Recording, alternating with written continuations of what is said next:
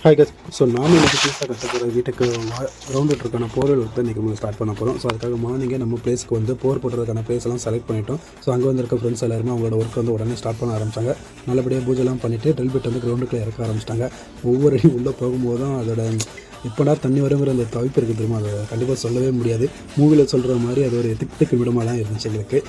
வீடு கட்ட போகிற எல்லாருமே கண்டிப்பாக வந்து ஃபீல் பண்ணியிருப்பாங்க அந்த விஷயத்தை. ஸோ கட்ட போகிற எல்லாருமே கண்டிப்பாக ஃபீல் பண்ணுவீங்க.